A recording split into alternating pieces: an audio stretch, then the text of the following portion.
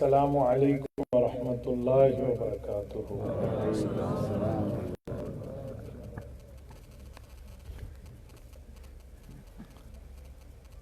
الحمد للہ وحدہ والصلاة والسلام علی من لا نبی بعدہ، اما بعد فاعوذ باللہ من الشیطان الرجیم، بسم اللہ الرحمن الرحیم۔ انا نحن نزلنا الذکر وانا له لحافظون۔ عن علی بن ابی طالب رضی اللہ تعالی عنہ قال قال رسول اللہ صلی اللہ علیہ وسلم الا انها ستكون فتنة قلت وما المخرج منها یا رسول اللہ قال کتاب اللہ فیہ نبأ ما قبلکم وخبر ما بعدکم وحکم ما بینکم هو الفصل لیس بالہزل من ترکہ من جبار قسمہ اللہ ومن ابتغى الهدى في غيره أذله الله وهو حبل الله المتين وهو الذكر الحكيم وهو الصراط المستقيم هو الذي لا تزيغ به الأهواء ولا تلتبس به الألسنة ولا يشبع منه العلماء ولا يخلق عن كثرة الرد ولا ينقضي عجائبه هو الذي إذ سمعته الجن حتى قالوا إنا سمعنا قرآنا عجبا يهدي إلى الرشد فآمنا به من قال به صدق ومن عمل به أجر ومن حكم به عدل ومن دعا إليه هدي إلى صراط مستقيم۔ رواه الإمام الهمام الترمذي في جامعه۔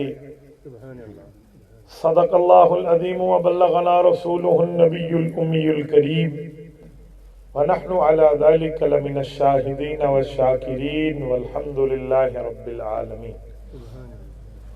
معزز دوستو، آج 19 سپٹمبر 2023 بروز منگل ہے، اور میں یہاں آپ کا علاقہ ضلع اکاڑا حجرہ شاہ مقیم میں مولانا ساجد دامت برکاتہم العالیہ اور عزیزم احسن راحیل کی دعوت پرخلوص پر آپ کی خدمت میں موجود ہوں۔ میرے دوستو، عظمت قرآن کریم کے حوالے سے یہ محفل سجی ہے، تو میں آپ کی خدمت میں قرآن کریم کی عظمت اور مدارس دینیہ کی اہمیت کے عنوان پر بات کرنے لگا ہوں۔ آپ توجہ میری طرف رکھنا، انشاءاللہ ہمارا وقت قیمتی بنے گا، اور ہمارا وقت انشاءاللہ وہ بنے گا جس پر ہمیں آخرت میں خوشی ہوگی، کوئی حسرت نہیں ہوگی۔ حدیث پاک میں ہے کہ ہر وہ محفل، ہر وہ مجلس، ہر وہ پروگرام جس میں اللہ کا ذکر، نبی کا درود اور شریعت کی بات نہ ہو، تو قیامت کے دن بندہ اس پہ پچھتائے گا کہ اے کاش میں وہ پروگرام اٹینڈ نہ کرتا۔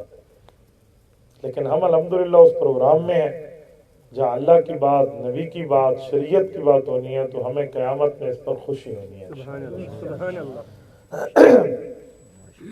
میرے ساتھیو، میں ایک سوال کرنے لگا ہوں، غور سے کانوں کی کھڑکیاں بنا کر دل تک اس سوال کو راستہ دینا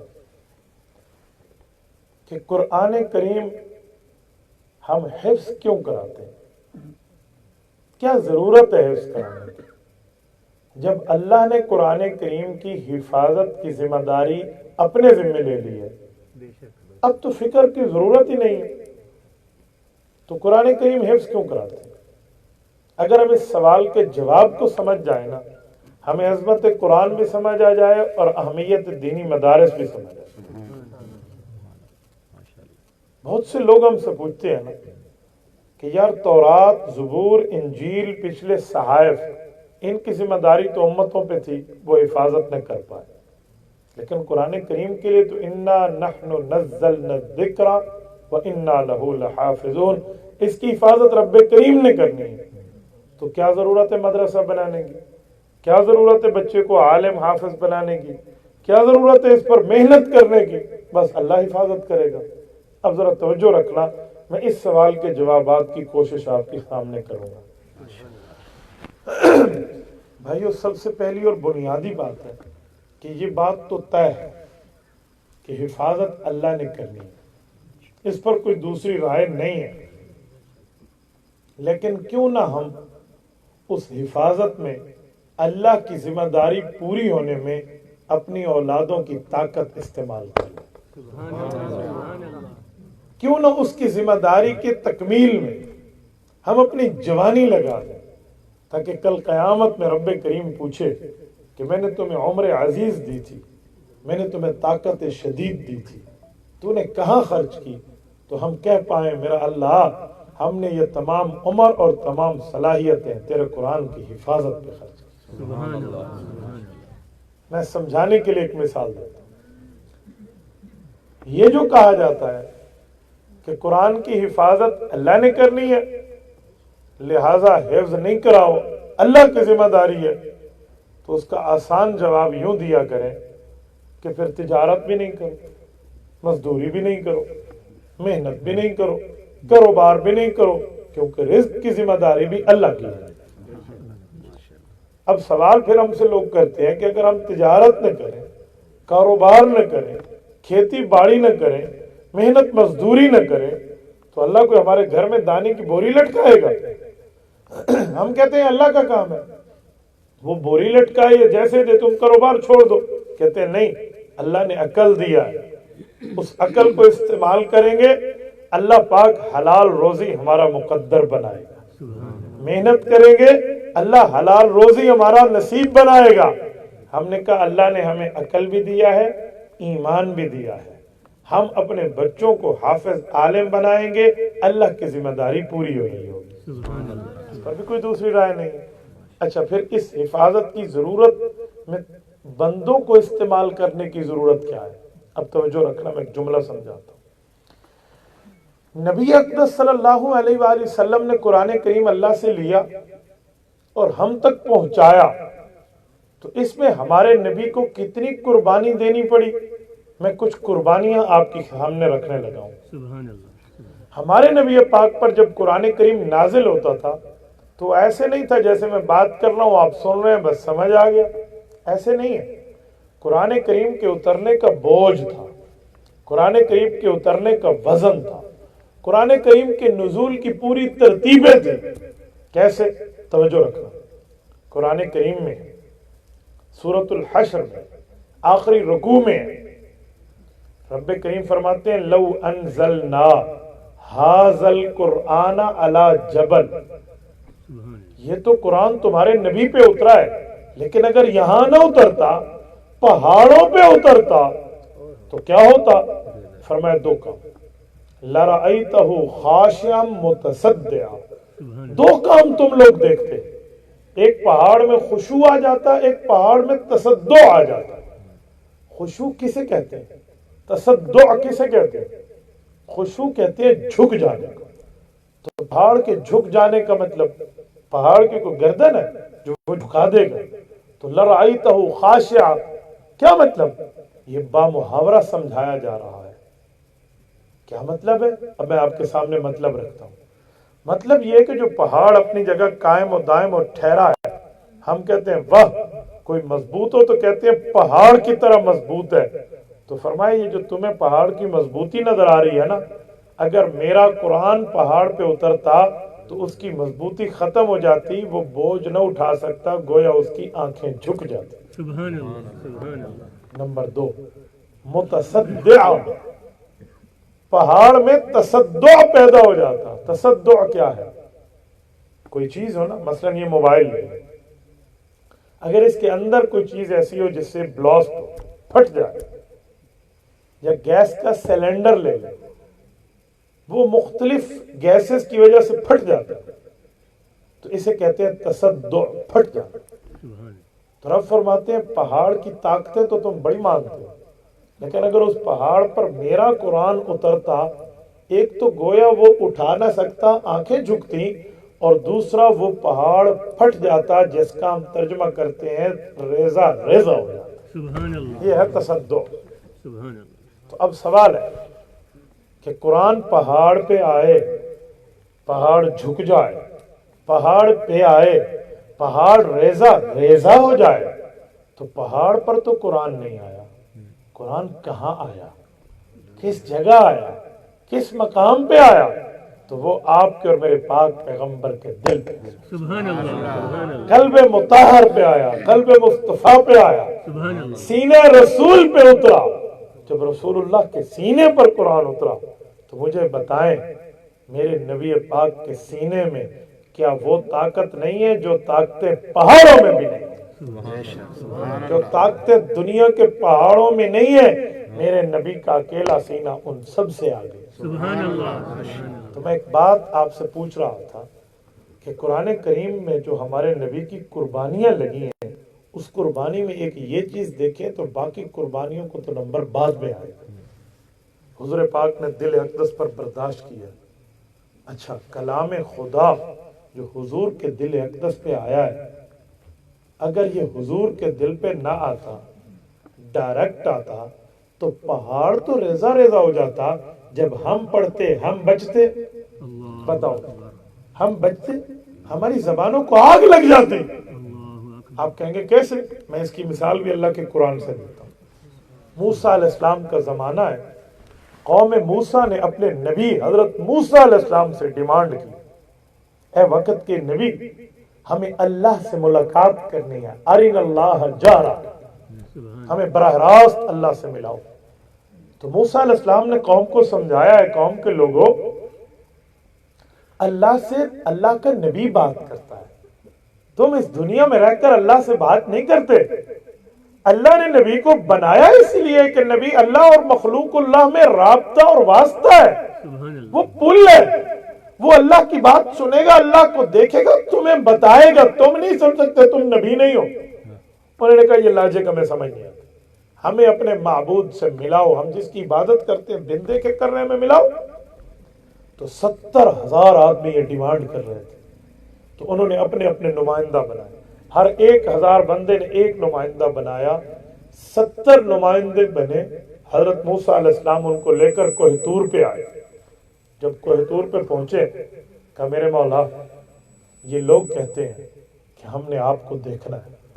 فرمایا لن ترانی، ہرگز نہیں دیکھا جا سکتا، کیونکہ قرآن کریم بتاتا ہے لا تدرکہ الابصار وہو یدرک الابصار وہو اللطیف الخبیر، کہ اللہ وہ ہے جس کو دنیا میں آنکھیں نہیں دیکھ سکتی، وہ آنکھوں کا خالق ہے، وہی سب چیزوں کا علم رکھنے والا ہے۔ بے شک، حضرت موسیٰ علیہ السلام نے ایک بار پھر سمجھا، میں نے کہا نہیں، ہماری اللہ سے ملاقات کرا۔ حضرت موسیٰ عرض کرنے لگے یا اللہ آپ دلوں کے بھید جانتے ہیں، یہ قوم اس بارے میں ناشکری بن رہی ہے، آپ انہیں اپنے سے بات کرا لیں تاکہ یہ اپنی قوم کو جا کے مطمئن کر دیں۔ رب نے فرمایا موسیٰ نے کہا انظر الی الجبل، پہلے پہاڑ کو دیکھو، اللہ اس پر اپنی تجلی نازل فرمائے گا۔ جب تجلی خداوندی آ گئی اور تم نے پہاڑ کو دیکھ لیا تو تم نے اللہ کو دیکھ لیا۔ کہا جی بہت اچھا، سب نے جو ٹک ٹکی لگائی اور پہاڑ کو دیکھنا شروع کیا۔ قرآن کہتے ہیں کہ جب اللہ کی تجلی اتری نا جعلہ دکا، سبحان پہاڑ تو ٹکڑے ٹکڑے ہو گیا، وخر موسیٰ صاعقہ، قوم بے ہوش ہو گئی، قوم مر گئی، موسیٰ علیہ السلام بے ہوش ہو گئے۔ سبحان اللہ، قوم تو مر گئی، مرنے نے کیا اٹھنا ہے۔ موسیٰ علیہ السلام بے ہوش تھے، جب ہوش آیا اللہ پاک سے دعا کی، میرے مولا میں آپ سے ایک دعا مانگنا چاہتا ہوں۔ اے موسیٰ آپ کیا چاہتے ہیں؟ میرا اللہ میں یہ چاہتا ہوں انہیں دوبارہ زندگی دے دے۔ باوجود ہے کہ رب جانتے ہیں، لیکن حضرت موسیٰ سے پوچھا کیوں آپ ان کی دوبارہ زندگانی کیوں مانگتے ہیں؟ کہا میرے اللہ میں تو اسی لیے مانگتا ہوں کہ یہ اگر مر گئے تو پچھلی قوم پھر کہے گی ہم نے اللہ کو دیکھنا ہے، اگر یہ اس بار زندہ ہو گئے تو اپنی قوم کو جا کے بتائیں گے کہ وقت کے نبی کا اتباع کرو، اللہ کو آخرت میں ملے گا۔ سبحان اللہ، سبحان رب نے دعا قبول کی، 70 बंदे दोबारा जिंदा हुए और कौम को जाके कारगुजारी सुनाई। हमारा काम नहीं है अल्लाह से बात करना, नबी का काम। सुभान अल्लाह, सुभान अल्लाह। अब सुने जो मैं समझाने लगा हूं। पता चला नबी की बात, अल्लाह की बात, ये आपस का मामला है। आप और हम तो अल्लाह की बात देख ही नहीं सकते, सुन ही नहीं सकते। अगर कुरान हुजूर के सीने के जरिए हम तक न पहुंचता, डायरेक्ट आता तो हमारी जबानें पढ़ती तो जल जाती, हमारे दिल पढ़ते तो आग लग जाती, दिल भस्म हो जाते। पर आज हम पढ़ते हैं, हमें तकलीफ नहीं होती, हमें तो राहत मिलती है। हमारा तो ईमान मजीद ताकतवर हो जाता है, हमें तो शिफाएं मिलती हैं। क्यों? वजह यह है कि इस कलाम को मेरे पाक नबी के सीने ने पहले बर्दाश्त किया है, फिर उम्मत को दिया है। सुभान अल्लाह, सुभान अल्लाह। कुरान ऐसे नहीं आया, हुजूर के सीने से गुजर के आया है। सुभान अल्लाह, सुभान अल्लाह। मेरे मेवाती दोस्तों, अगर आप ये न समझो तो मैं इससे भी आसान मिसाल देता हूँ। सुभान अल्लाह, सुभान अल्लाह, सुभान अल्लाह। ये जो घर में हम फ्रिज रखे हुए हैं, एसी रखे हुए हैं, फ्रीजर रखे हुए हैं, इसमें भी बिजली चलती है। और जो हीटर रखे हुए हैं उसमें भी बिजली चलती है। सुभान अल्लाह। क्या मसला है कि हीटर गर्मी देता है, फ्रिज ठंडक देता है, बर्फ बनाता है। सुभान अल्लाह। वजह बिजली तो दोनों की एक तरह की है। वो कहते हैं बिजली दोनों में है, लेकिन एक फर्क है, हीटर में डायरेक्ट बिजली है और एसी में वो बिजली कंप्रेसर से गुजर के आती है। सुभान अल्लाह, सुभान अल्लाह। एसी और डिफ्रीजर में, फ्रिज में वो बिजली कंप्रेसर में कन्वर्ट होके गुजर के आती है। सुभान अल्लाह। इसीलिए बिजली की गर्मी को कंप्रेसर ने अपने अंदर कन्वर्ट करके नरम बना दिया, सुभान अल्लाह, हरारत को बरूदत में बदला है, सुभान अल्लाह। गर्मी को ठंडक में तब्दील किया है। तो असल कंप्रेसर का कमाल है। मेरे दोस्तों, कलाम खुदा जलाली कलाम है, कलाम इलाही जलाली कलाम है। हम जल जाते, हम बिस्मिल्लाहिर्रहमानिर्रहीम भी न पढ़ सकते, लेकिन ये जलाली कलाम रब ने करम किया। करीम नबी ने रसूल करीम के सीने पे उतारा। जितनी तकलीफ थी वो मेरे अकेले नबी के सीने ने बर्दाश्त की है। तुझे और मुझे तो कलाम बरूदत ठंडक वाला बना दिया। सुभान अल्लाह। ये है हमारे नबी के सीने की कुर्बानी। अल्लाहु अकबर। ये हुजूर के सीने से ना आता, कोई पढ़ के दिखाता, कोई सुन के दिखाता। बेशक। ये है मेरे नबी के सीने की कुर्बानी। और मेरे दोस्तों, मेरे नबी के सीने ने ये कुर्बानियां कितनी बार पेश की हैं? कुरान करीम की 6666 के लगभग आयात हैं, 540 रुकू हैं, 30 पारे, 114 सूरतें, 7 मनाजिल हैं। हर मौके पे शान नुज़ूल मौजूद है, शान वरूद मौजूद है। कभी रुकू उतरा है तो कभी आयतें उतरी हैं, कभी सूरत उतरी है तो कभी मंजिल उतरी है। मेरे नबी के सीने ने एक एक मौके पे अपनी कुर्बानी को पेश किया। सुभान अल्लाह, सुभान अल्लाह। मेरे दोस्तों, रसूलुल्लाह सल्लल्लाहु अलैहि वसल्लम की वैसे तो कई कुर्बानियां हैं, एक अलहदा मौजू है कि मेरे नबी की कुर्बानियां उम्मत के लिए कितनी है, लेकिन मैं सिर्फ इसकी तरफ एक इशारा करता हूँ। क्या हदीस पाक में नहीं है कि बाकी अंबिया की कुर्बानियां और मेरी कुर्बानियां और खुसूसन यौम ताइफ की कुर्बानियां, उलमा जानते ये सब एक तरफ। नुज़ूल कुरान में बर्दाश्त कुरान एक अपने सीने में बर्दाश्त कर जाना, ये बहुत बड़ी कुर्बानी। सुभान अल्लाह। और मेरे दोस्तों, मैं एक जुमला मजीद समझाता हूँ। कारी मोहम्मद तैयब कासमी रहमतुल्लाह दारुल उलूम देवबंद के 50 साल, निस्फ सदी तक मोहतमिम रहे हैं। वो फरमाते हैं कि मैं आपको एक आसान मिसाल और समझाता हूँ। फरमाया, सूरज को यूं देखो ना, तुम्हारी आंखें चुंधिया जाए, आंखें देख न सके, सूरज से आंखें बिछड़ जाती हैं। फरमाया, यही सूरज की रोशनी जब रात हो जाती है वो चांद से कन्वर्ट होके चांदनी बनती है, तो हम देख भी सकते हैं और हंस भी सकते हैं, सुभान अल्लाह, सुभान अल्लाह। जिस्म पे भी बर्दाश्त कर सकते हैं। तो कहते हैं चांद तो मुनीर है, सॉरी सूरज तो मुनीर है, रोशनी देता है। चांद मुस्तनीर है, रोशनी उससे लेता है। تو سورج کی روشنی دن میں گرم تھی، چاند کی روشنی ٹھنڈی کیوں ہوئی؟ کہا چاند کی روشنی سورج سے گزر کے آئی ہے۔ فرمایا کلام خدا جلالی تھا، سینہ مصطفیٰ جمالی تھا، اللہ کا جلال اس جمال سے گزرا تو تو اور میں قرآن پڑھتے ہیں تو شفائیں ملتی ہیں، سبحان اللہ، صحت ملتی ہے، سبحان اللہ، بڑوں کی بڑی باتیں ہوتی ہیں۔ کیا بات ہے، تبھی اس طرح سمجھایا۔ اچھا میں ایک جملہ اس پر مزید سمجھاتا ہوں۔ یہ جو کلام اللہ ہے ہم پڑھ کر دم کراتے ہیں، پھونک مارتے ہیں، یہ جو معوذ تعوذ یہ جو دم کرایا جاتا ہے یہ ثابت ہے۔ عوض رسول اللہ صلی اللہ علیہ وسلم الحسن والحسین، صحیح ہے، کتب صحاح میں موجود ہے کہ حضور پاک علیہ السلام دم فرماتے تھے، حضرت امام حسن کو بھی امام حسین کو بھی رضی اللہ عنہ۔ تو یہ دم کرنا تو جائز ہے۔ ایک موقع کی بات کر رہا ہوں، ایک بہت بڑی شخصیت گزرے ہیں امام تفتازانی، مکمل نام ہے سعد الدین تفتازانی رحمۃ اللہ علیہ۔ ان کے زمانے میں ایک بادشاہ تھا، اس کو کوئی پھوڑا نکل آیا، اس نے بہت علاج کرایا، کہیں اس کو صحت نہ ملی، اور بعض ڈاکٹروں نے تو اسے یہاں تک کہہ دیا کہ اب دوا سے زیادہ تمہیں دعا کی ضرورت ہے۔ پریشان ہو گئے، اس نے وزیروں سے مشورہ کیا تو انہوں نے کہا وہ سعد الدین تفتازانی رہتا ہے فلاں جگہ، سنا ہے وہ کوئی کلام پڑھتا ہے اللہ کا اور دم کر دیتا ہے تو بندے کو رب صحت عطا فرماتا ہے، تو اسے دم کرانے میں کیا حرج ہے؟ تو اس نے کہا بات تو آپ کی ٹھیک ہے۔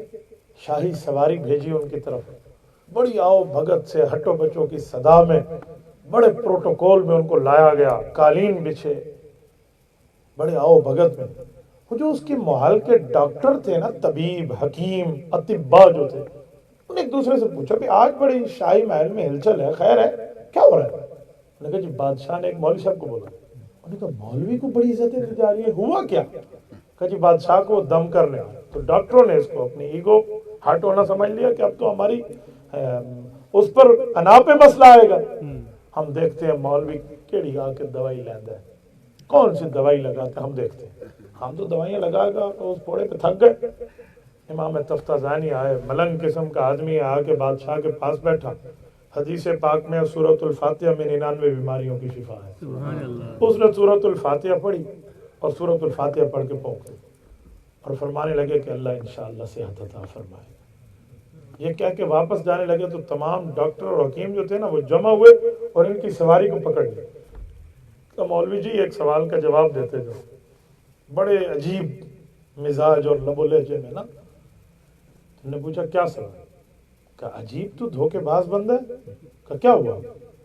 کہ نہ دوائی نہ مرہم نہ پٹی، کچھ بھی نہیں ہے، آ کر 2 لفظ پڑھ کے پھونک دیے، اتنے ہیرے جواہرات لعل موتی تجھے اتنے رقم مل رہی ہے، یہ تو لوگوں کو دھوکہ دے رہا ہے یا یہ تو لوگوں کے علاج کر رہا ہے؟ کوئی مرہم لگاتا، کوئی پٹی لگاتا، کوئی دوائی لگاتا، کچھ نظر آتا، کوئی ویزیبلٹی تو ہوتی، کوئی آنکھ دیکھتی، کچھ بھی نہیں ہے، ایسے جا رہے ہو۔ تو علامہ سعد الدین تفتازانی کی اپنی بات ہوتی نا وہ برداشت کرتے، بات اللہ کے قرآن پہ تھی، سبحان انہوں نے اللہ، پھر لب و لہجہ بھی دوسرا اختیار کیا، انہوں نے فرمایا بک بک بند کرو، چھوڑو میرا راستہ، جانے دو مجھے یہاں سے۔ اب تو ڈاکٹر مزید غصے میں آ گئے کہ مولوی اب ہماری انسلٹ کرتا ہے، بےزتی کرتا ہے، شور مچ گیا۔ انہوں نے جا کے بادشاہ کو کہا کہ مولوی نے ہمیں گالیاں دی، اسے پوچھو۔ تو بادشاہ نے ایک دفعہ پھر بلوایا، اب تو دربار سج گیا۔ امام سعد الدین تفتازانی کی بات پیش ہوئی تو انہوں نے پوچھا حضرت آپ ان کو جواب نہ دیتے، خاموش ہو کے چلے جاتے، لیکن آپ نے ان کی بےزتی کیوں کی ہے؟ آپ نے ان کو کیوں کہا ہے بکواس کرو، منہ بکواس نہ کرو، منہ بند کرو، آگے سے ہٹو، ایسے کیوں فرمایا؟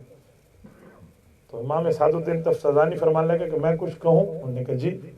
فرمایا میں نے ان کی بےزتی نہیں کی، میں نے ان کو سوال کا جواب دیا۔ انہوں نے کہا حضرت کیسا سوال کا جواب؟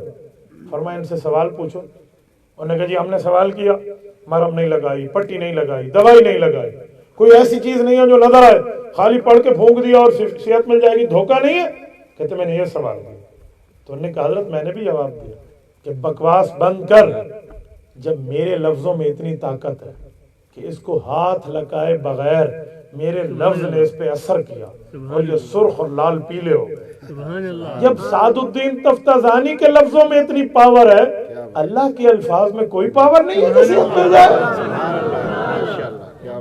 عجیب لوگ ہیں یہ تو میں نے جواب دیا ہے اور یہ الٹا میرے اوپر چڑھ دوڑے. اب تو سب اپنا سا منہ لے کر ٹھہر گئے. تو میری بات کا مطلب کہ قرآن میں اثر ہے, اللہ کا کلام ہے, اللہ کے کلام میں اثرات موجود ہیں. تو میرے دوستو, یہ تمام جو صحت ملتی ہے, جو شفائیں ملتی ہیں قرآن پڑھنے پہ, قرآن اللہ کا کلام ہے. اللہ کا کلام تو قوم موسیٰ کو جلا گیا, ہمیں صحت کیوں ملتی ہے, ہمیں شفا کیوں ملتی ہے؟ ایک ہی وجہ ہے, انہوں نے نبی کے واسطے کو کراس کیا تھا, وائلیشن کی تھی. ہم نے حضور کے راستے کو اپنایا, حضور کے دل والے قرآن کو سنبھالا. سبحان اللہ. ہم نے ڈائریکٹ نہیں ہوئے, ہم انڈائریکٹ ہوئے, ہم بلا واسطہ نہیں بل واسطہ ہوئے.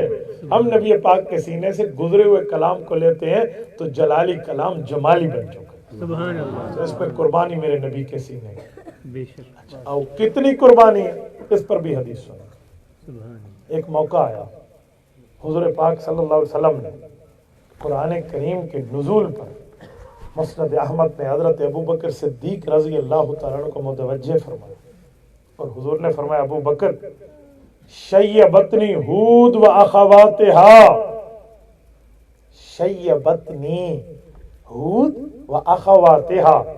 ابو بکر, یہ سورت ہود اور اس جیسی صورتیں اتری ہیں نا جن میں آخرت, قبر, قیامت, عذاب, جہنم, دوزخ, ان کا ذکر ہے, تو یہ جو نزول ہوا ہے نا, یہ قرآن کے نزول نے تیرے نبی کی جوانی کو بڑھاپے میں بدل دیا.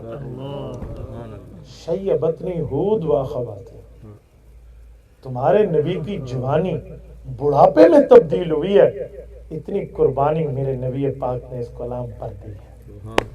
اب مجھے بتاؤ, ہم جتنے بندے بیٹھے, ہمارے نبی گناہوں سے پاک, ہمارے نبی خطاؤں سے پاک, ہمارے نبی غلطیوں سے پاک, ہمارے نبی ہر قسم کی نافرمانی سے پاک. وہ اتنی قربانی دیں اس امت کے لیے کہ اپنی جوانی, حسین, محجبین, دل نشین شخصیت, وما ارسلناک الا رحمت للعالمین, سبحان اللہ, اپنی جوانی کو بڑھاپے میں تبدیل فرما دے اور ہمیں قرآن پہنچا جائے. کیا ہماری غیرت پہ سوال نہیں ہے کہ ہمیں اپنے نبی کی جوانی کی قربانی کا احساس بھی نہیں ہے اور ہم قرآن سے غافل ہو چکے ہیں؟ ہم قرآن سے منہ پھیر کے بیٹھے, ہم نہ قرآن کریم پڑھتے ہیں نہ اس پہ عمل کرتے ہیں. کیا قرآن کریم صرف مردے بخشوانے کے لیے رہ گیا ہے کہ کسی گھر میں کوئی فوتگی ہو تو حافظ صاحب قرآن پڑھ لو, کسی گھر میں کوئی تکلیف آ جائے تو چلو سورت یاسین پڑھ لو, صرف اس لیے؟ کیا میرے نبی کی قربانی کا مقام اس بنیاد پہ تھا؟ کیا رسول پاک صلی اللہ علیہ وآلہ وسلم نے اپنی جوانی کو بڑھاپے میں اس بنیاد پہ تبدیل فرمایا تھا کہ یہ امت قرآن کریم کو بھول بیٹھے گی؟ نہ میرے دوستو, یہ قرآن کریم پڑھنے کے لیے آیا, پڑھانے کے لیے آیا, دل میں سنبھالنے کے لیے. آج ہمیں چاہیے ہم اس قرآن کو پڑھیں, اس کو یاد کریں, اپنی اولادوں کو, بچیوں اور بچوں کو پڑھائیں. خدا کی قسم کھا کے کہتا ہوں, دنیا بھی بہتر ہو جائے گی, آخرت بھی بہتر ہو جائے گی. اس بنیاد پر ہمیں قرآن پڑھنا چاہیے. میں نے آپ سے سوال کیا تھا کہ جب حفاظت اللہ کر رہے ہیں تو ہم کیوں حفظ کرتے ہیں؟ حفاظت اللہ کی ہے, ہم کیوں اس پہ محنت کرتے ہیں؟ حفاظت اللہ کی ہے, ہم کیوں قرآن کریم کے لیے مدارس و مساجد و مکاتب قائم کرتے ہیں, کلاسز بٹھاتے ہیں, قراء حفاظ بٹھاتے ہیں, پڑھو, محنت کرو, تیاری کرو. کیوں؟ اللہ حفاظت کرے گا. ہم نے کہا سب کچھ ہے, لیکن یہ تمام کام کرنے کے پیچھے ایک وجہ کار فرما ہے, وہ یہ ہے کہ مسلمان کو اپنے نبی کی قربانی کا احساس ہے. مسلمان کو اپنے نبی کی قربانی کا احساس ہے. وہ اپنے نبی پاک صلی اللہ علیہ وسلم کی قربانی کا احساس رکھتے ہوئے اپنی اولادوں کو اللہ کے قرآن کے لیے پیش کرتا ہے. میرے دوستوں, میں ایک جملہ سمجھانے لگا. اسکول, کالج, یونیورسٹیز ہم منع نہیں کرتے, آپ پڑھیں, پڑھائیں. ہم نے بھی پڑھا ہے, ٹاپ کر کے پڑھا ہے, کوئی ایسے ویسی بات بھی نہیں ہے کہ بندہ گکڑا لے کے پاس ہو جائے, اینجی نہیں, محنت کر کے پڑھا ہے. لیکن اس کا کیا مطلب کہ ہم قرآن کریم کو چھوڑ دیں؟ ہم رسول اللہ کی حدیث کو چھوڑ دیں, شریعت کو چھوڑ دیں؟ بھائی اسکول کالج وہاں کی تعلیم جو ہے ہماری دنیا بہتر کرے گی, اور یہ تعلیم ربنا آتنا فی الدنیا حسنہ وفی الآخرۃ حسنۃ وقنا عذاب النار, دنیا بھی بہتر کرے گی, آخرت بھی بہتر. سبحان اللہ. آپ کو پتہ ہے جو حافظ ہوتا ہے, عالم ہوتا ہے, اس کا دنیا میں مقام کیا ہے؟ وہ مصلی امامت پہ ٹھہرتا ہے. مصلی امامت سمجھتے مقتدیوں کے اندر ہوتے یا باہر آگے ہوتے؟ آگے. پتہ چلا امام اس جگہ ٹھہرتا ہے, اس کے آگے بھی کوئی نہیں ہوتا, اس کے برابر بھی کوئی نہیں ہوتا. اللہ. یہ دنیا میں اعزاز ہے. سبحان اللہ. سبحان اللہ. آخرت تو اس سے بڑھ کے ہے. کیا بات ہے, کیا بات ہے. میں اسی بات پہ سمجھانے کے لیے کہتا ہوں علماء کے پیچھے رہو, حفاظ کے پیچھے رہو. آج کل لوگ علماء کو کراس کرتے ہیں. مولوی کو آپ کراس نہیں کرتے, وہ اللہ کے قرآن کا وارث ہے, نبی کے فرمان کا وارث ہے. دیکھو میں ایک جملہ سمجھانے کے لیے کہتا ہوں. میں ایک بات بڑے پیار سے اور ایک لطیفے کے انداز میں سمجھایا کرتا ہوں کہ مولوی کے آگے نہ بڑھیں, مولوی کے پیچھے چلیں. لوگ کہتے ہیں ثبوت, میں کہتا ہوں بڑے آسان کا ثبوت ہے, بڑی آسانی اور بڑے عام فہم سمجھ آ جائے. کہتے ہیں کیا مطلب؟ میں نے کہا مولوی کے پیچھے رہو گے تو زندگی پاؤ گے, مولوی کے آگے پڑھو گے تو موت پاؤ گے. کہتے ہیں کیا مطلب؟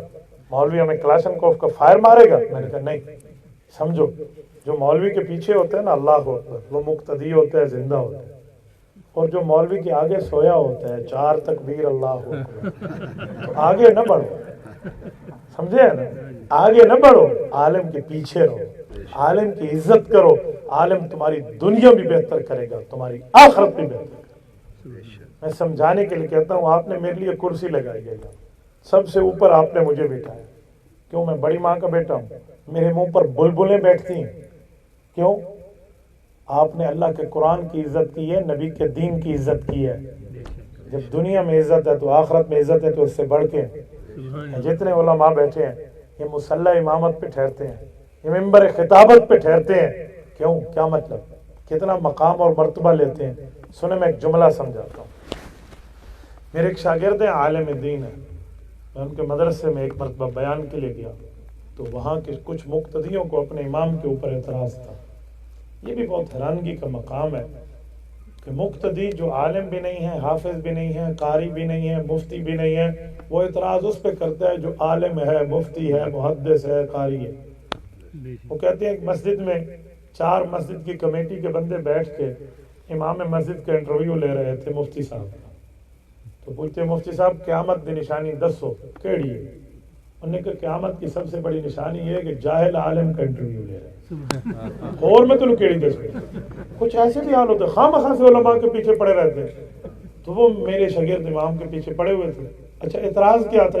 چلو اس کی کوئی غلطی ہو نا تو پھر ہے نا اعتراض, آپ حیران ہوں گے. اعتراض یہ ہے کہ یار یہ نفل تہجد نہیں پڑھتا, اشراق نہیں پڑھتا, اوابین نہیں پڑھتا, ہمارے سامنے نفلیں پڑھتا ہی نہیں ہے, نماز پڑھا کے گھر چلا جاتا ہے. اچھا تم نے گھر میں دوربین لگائی ہے, وہ ادھر جا کے پڑھتا ہو. حدیث پاک میں گھروں کو قبرستان نہ بناؤ, اس کا مطلب ہے سنت, نوافل اور وتر گھر میں جا کے پڑھ لو. تو بھائی ہو سکتا ہے وہ گھر میں پڑھتا ہو, آپ کو اس پر کیا اعتراض ہے؟ کہتے نہیں اس کو کوئی یہاں پڑھے. پھر میں نے ان کو بڑی ترتیب سے سمجھایا, وہ میں آپ کے سامنے عرض کرتا ہوں, آپ توجہ رکھنا. میں نے انہیں کہا بھائی جان پڑھے یا نہ پڑھے یہ اس کا مسئلہ ہے, لیکن آپ نے کبھی غور کیا کہ عالم کو نماز پڑھانے پہ کتنا ثواب ملتا ہے؟ کہتے کیا مطلب؟ میں نے کہا اچھا چلو یہ بتاؤ, آپ لوگ نماز پڑھتے ہیں با جماعت یا بے جماعت؟ کہتے ہیں با جماعت. میں نے کہا کتنا ثواب ہے؟ کہتا ہے 27 نمازوں کا ثواب ہے جامع مسجد میں با جماعت نماز پڑھیں تو. اور بالکل ٹھیک بات ہے, ب27 درجہ صحیحین کی روایت ابن عمر رضی اللہ عنہ کی ہے کہ 27 گنا ثواب ملتا ہے جب بندہ با جماعت نماز پڑھے. گویا ایک نماز نہیں پڑھی, کتنی نمازیں پڑھی؟ 27 نمازیں. کہتے ہیں ہاں یہ نماز پڑھنے کا ثواب ہے. میں نے کہا پڑھانے کا کتنا ہے؟ یہ سوال ان کے سامنے پہلی مرتبہ ہوا کہ نماز پڑھانے میں عالم کو ثواب کیا ملتا ہے. وہ سمجھتے ہیں نماز پڑھانے پہ تو اس کو تنخواہ ملتی ہے, وہ ثواب کے چکر اتنے بندے پڑھنا ہی کوئی نہیں نا. تو مجھے کہنے لگے مولوی اے تے 10 نماز پڑھاون دے کوئی ثواب لبدا ہے؟ میں کہ جی میں تانوں دسن واسطے تیار ہوں، لیکن مینوں ایک سوال کا جواب دو، مجھے ایک بات کا جواب دے۔ میں نے کہا اگر آپ نماز پڑھ رہے ہوں اس امام صاحب کے پیچھے اور امام وضو کرنے میں ایک بازو بھول جائے، یا چلو وضو ہی نہ کرے تو میں ویسے پڑھا دوں، یا مسح بھول جائے یا کوئی فرض بھول جائے اور اس کا وضو نہ ہو، تم پیچھے غسل کر کے بھی ٹھہرے ہو نا، تمہاری نماز نہیں ہونی۔ کہتے بات تو آپ کی ٹھیک ہے کہ امام کی اگر نہ ہوئی ساڑھے تے جو کسی دن نہیں ہونی، میں نے کہا یہ مانتے ہو؟ کہتے جی ہاں۔ میں نے کہا پھر اب اگلی بات سمجھانے لگا، تمہاری مسجد میں کتنے نمازی ہوتے ہیں؟ کہتے ماشاءاللہ بازار کی مسجد ہے، چوک کی مسجد ہے، کم از کم 100 بندہ نماز پڑھتا ہے۔ میں نے کہا ماشاءاللہ اللہ آپ کی مسجد کو مزید ترقی دے، لیکن میں ایک بات پوچھتا ہوں، جو 100 بندہ نماز پڑھتا ہے ہر بندے کو کتنا ثواب ملتا ہے؟ 27۔ میں نے کہا 100 کتنا بنے گا؟ 27۔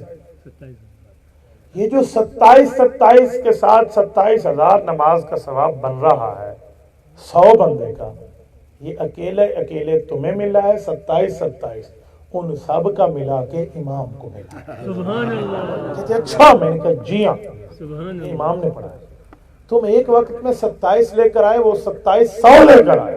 سبحان کچھ اللہ، تو غور کرو، ابھی بھی تم اس کو کہتے ہو نفل نہ پڑھ، نفل پڑھ، فلاں کر۔ بابا وہ نہ بھی پڑھے تو تم سے بہت آگے ہے، وہ موٹر وے پہ ٹھہرا ہے، آپ کھڈے لائن پہ ٹھہرے ہیں، کوئی تو فرق دیکھیں۔ کہتے ہیں ہاں یار بات تو ٹھیک ہے، لیکن میں نے مولوی صاحب کو کہا میں نفلہ پڑھے گا، تو مت آگے مولوی مینوں استاد کھلی چھٹی دے گا، تو ہی پڑھے گا خدا دا بندہ۔ لیکن کچھ پرابلم ایسی ہے، لوگ جو علماء پر بات کرتے ہیں، حافظ پہ بات کرتے ہیں، امام مسجد پہ بات کرتے ہیں، اپنے پہ کوئی نہیں دیکھتا۔ حضرت مولانا ساجد صاحب میرے ایک علاقے کی بات ہے، میں وہاں بیان کے لیے گیا تو ہمارے وہ شاگرد ہیں، انہوں نے مجھے کہا استاد جی مسجد والے ماشاءاللہ بہت اچھے ہیں، انہوں نے کہا ہے استاد جی کو بلاؤ بیان سنیں، لیکن یہ آپ کو اب میری شکایت لگائیں گے۔ میں نے کہا یہ بتا شکایت جھوٹی ہے یا سچی ہے؟ کہتے ہے سچی۔ ہویا کی ہے؟ کہتے یہ آپ کہیں گے، آپ سے ایک بات پوچھیں گے، اس کا جواب سب کچھ، وہ پوری بات اس نے مجھے سمجھا دی، پہلے بتاؤں گا نا پھر آپ کو سننے میں مزہ نہیں آئے گا، اس نے مجھے ساری بتا دی، غلطی بھی بتائی اور اپنی وجہ بھی بتائی، میں سمجھ گیا۔ میں نے کہا ٹھیک ہے، میں نے کہا جھوٹ نہ بولو، اس نے کہا نہیں استاد جی سچی بات ہے، یہی بات۔ جلسے میں بیٹھ گئے تو پرچی آ گئی، جیسے ابھی حضرت مولانا فرما رہے تھے نا، جو دل میں آئے لکھو، ٹھیک ہے، کسی مولوی صاحب مقتدی لکھ دیتے ہیں تو خیر، تو اسی طرح ان کا لکھا ہوا آ گیا۔ سوال یہ تھا کہ حضرت ٹی وی دیکھنے والے امام کے پیچھے نماز تو نہیں ہوتی، تو اس کو کہو امامت چھوڑ دے، اس نے ٹی وی دیکھی۔ اور وہ پہلے میں نے دس چکا سی استاد جی مکالا میں ملے ہے، وہ بتا چکا تھا، لیکن اس کی ایک وجہ تھی، اس نے کہا مجھ سے ہوا ہے یہ کام، لیکن اس کی بھی ایک وجہ ہے۔ میں نے پھر ان کے سامنے وجہ رکھی، میں نے کہا میں نے تو یہ سنا ہے کہ مولوی صاحب نے ٹی وی دیکھی ہے ہوٹل کے اوپر، جس جگہ پاکستان اور انڈیا کا میچ چل رہا تھا۔ کہتے ہاں ایسا ہی ہے۔ میں نے کہا تم سارے وہاں دیکھ رہے تھے؟ کہتے جی ہاں۔ میں نے کہا مجھے مولوی صاحب نے بتایا ہے کہ پورا محلہ بیٹھ کے پاکستان انڈیا کا میچ دیکھ رہا تھا، چھکے چوکے دیکھ رہا تھا، تو میں بھی تو پاکستانی ہوں۔ تو میں نے کہا یار میں بھی کوئی اپنی ٹیم کی کارکردگی دیکھ لوں، تو میں بھی کھلو گیا۔ تو پیچھے میں ٹھہرا تھا، مجھے مقتدی نہیں دیکھ رہے تھے، مولوی دیکھ رہا ہے، تو چائے وائے پی لی، ہوٹل والے نے پلا لی، اور ہم نے سارا میچ دیکھا۔ اور جب میچ کے بعد سارے جیتنے لگے نا، تو کسی کو نہیں پتا تھا مولوی صاحب ٹھہرا ہے، تو مولوی صاحب کے منہ سے اچانک نکلا سبحان اللہ، وہ پکڑوا دیتے ہیں نا خود لوگ، تو سب نے او مولوی کھلوتے تیرے پیچھے نماز نہیں ہوتی، تو ٹی وی دیکھی۔ اس نے کہا استاد جی اس طرح دیکھیے، کوئی اور فلم نہیں دیکھی، سارے مل کے دیکھیے، ہوں آدھے نے تیرے پیچھے نہیں ہوتی، انہاں دی ہوتی ہے، کی مطلب ہے؟ اس نے کہا گناہ کیا تو دونوں نے کیا، نہیں کیا تو پھر میرے گاٹے کیوں پھٹے؟ تو میں نے ان کو کہا ایسی بات ہے؟ سب نے کہا جی اینی ہے، بات تو ایسی ہے۔ میں نے کہا پھر ٹی وی دیکھنے والے مقتدی کی، ٹی وی دیکھنے والے امام کے پیچھے نماز ہوتی۔ ایک بزرگ بیٹھے تھے، اس نے کہا آپ نے نو بچا گیا، بیٹی بن بھائی نو بچا گیا۔ میں نے کہا نہیں بھائی بات تو سیدھی سی ہے، آپ کو شیخ عبد القادر جیلانی رحمت اللہ علیہ بیٹھے ہیں، آپ کو امام حسن بصری بیٹھے ہیں، آپ کو حضرت جو ہے نا کیا کہتے ہیں امام غزالی کی روح تمہارے اندر ہے، اور تم آب زمزم سے دھلے ہوئے پاک صاف ہو، اس مولوی کے پیچھے نہیں ہوتی، تو جو کام تمہارے ہیں وہ کام انہی کے ہیں، جیسے امام ویسے مقتدی۔ تو اپنے خواہ سے اس طرح بات نہ کیا کریں، کچھ نہ کچھ معاملہ دیکھا کریں۔ تو میں کہتا ہوں خواہ سے لوگ علماء کے پیچھے ہوتے ہیں، اگر دیکھ لیا جائے نا تو وہ بندہ اس میں بطریق اولا مبتلا ہوتا ہے۔ چلو میں بات کر رہا تھا کہ قرآن کریم میں جو اثرات ہیں وہ اثرات اللہ تعالیٰ کے کلام ہونے کی وجہ سے ہیں، اور یہ ہم تک پہنچا ہے، اور ہمیں قرآن پڑھنے سے شفا ملتی ہے، قرآن پڑھنے سے صحت ملتی ہے۔ وَنُنَزِّلُ مِنَ الْقُرْآنِ مَا هُوَ شِفَاءٌ وَرَحْمَةٌ لِّلْمُؤْمِنِينَ ہوا ہے، اس کی وجہ میرے نبی نے قربانی میں اپنے سینے کو پیش کیا ہے، اور وہ قربانی ایسی ہے جہاں جوانی بڑھاپے میں بدل گئی ہے، جہاں جوانی بڑھاپے میں تبدیل ہوئی ہے، وہاں میرے نبی پاک صلی اللہ علیہ وسلم کی قربانی کا دخل ہے۔ تو ہمیں غیرت کرنی چاہیے، اپنے نبی کی قربانی کا احساس کرنا چاہیے، اپنے آپ کو بھی قرآن پڑھانے کے لیے وقت دلائیں اور اپنی اولاد کو بھی وقت۔ ہم اسکول کالج سے منع نہیں کرتے، اسکول کالج پڑھو پڑھاؤ، لیکن اس کا فائدہ دنیا میں ہے، اس قرآن کا فائدہ دنیا میں بھی ہے آخرت۔ میں ایک مثال دوں آپ کو، اللہ نہ کرے کسی کا ابا اماں فوت ہو جائے نا، اور وہ باہر ملک کہیں بیٹھا ہو، تو وہ فون پتہ ہے کس کو کرے گا؟ اپنے محلے کے مولوی صاحب کو، مولانا ساجد الرحیم صاحب جی بچوں کو کہو سورۃ یاسین پڑھ لیں تاکہ اس کا ثواب ابا کو چلا جائے۔ اب پرنسپل صاحب کو فون کرو نا، اسے کہو میٹرک کی کلاس والوں کو کہو میتھ کی تلاوت شروع کر دو، فزکس پڑھ لو، بایو پڑھ لو، بیولوجی پڑھو، فادر آف دا میڈیکل بو علی سینا کو پڑھو، فادر آف کیمسٹری جابر بن حیان کو پڑھو، کہو نا ان کو انگلش پڑھیں، کچھ اور پڑھیں۔ نہیں، جب تم یہ بات مانتے ہو کہ اللہ کے قرآن کا اثر دنیا کو چیر کے قبر تک جاتا ہے، آخرت تک جاتا ہے، تو پھر اپنی اولادوں کو قرآن کیوں نہیں پڑھاتے؟ اپنی اولادوں کو قرآن کیوں نہیں پڑھاتے؟ اپنی اولادوں کو مدرسے میں کیوں نہیں بھیجتے؟ آج میں آپ کے سامنے بیٹھا ہوں، میرے ماں باپ نے تو مجھے مدرسے جو بھیجا ہے ایسے تو نہیں بھیجا، آج میں یہاں موجود ہوں اور میں یقین سے کہتا ہوں میری ماں باپ کی قبر ٹھنڈی ہو رہی ہے، الحمدللہ۔ میری ماں باپ نے میرے لیے 8 سے 10 سال برداشت کیے کہ اس کو ہم نے مدرسے بھیجا، یہ عالم بنے، یہ فاضل بنے، یہ مفتی بنے۔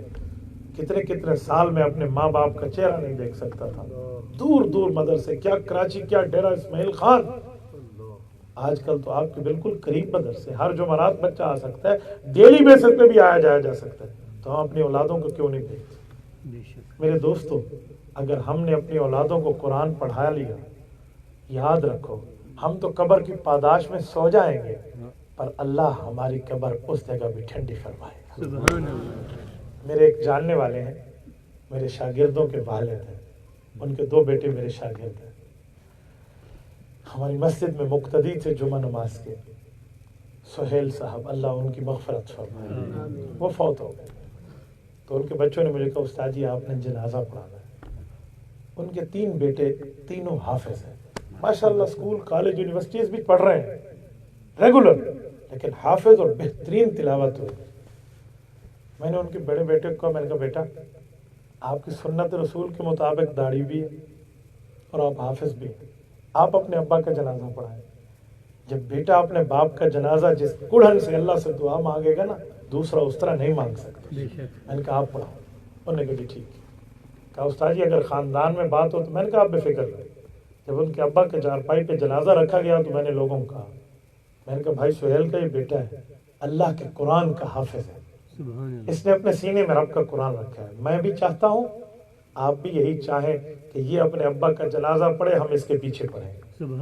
ساری قوم نے کہا جی ٹھیک، جنازہ پڑھ لیا گیا، پھر اس کو قبرستان لائے، میں ساتھ تھا۔ ہم جب قبر پہ آئے، قبر پہ آ کے اس کو رکھا جا رہا تھا، حدیث پاک میں ہے کہ کم از کم جو ہے نا سورۃ البقرہ کا پہلا رکوع اور سورۃ البقرہ کا آخری رکوع وہاں پڑھا جائے، لیکن حضرت عمرو بن عاص رضی اللہ تعالیٰ عنہ نبی پاک کے صحابی ہیں، انہوں نے اپنے بچوں کو فرمایا تھا، صحیح مسلم کی حدیث ہے کہ میری قبر پہ اس وقت تک بیٹھے رہنا کہ جب تک اونٹ ذبح ہو کے تقسیم ہو جاتا ہے، اتنا ٹائم بیٹھے رہنا، یعنی کہ پوری سورۃ البقرہ پڑھنا، پوری سورۃ البقرہ 286 آیات، ایسے سمجھے اونٹ ذبح ہو کے تقسیم ہو جائے۔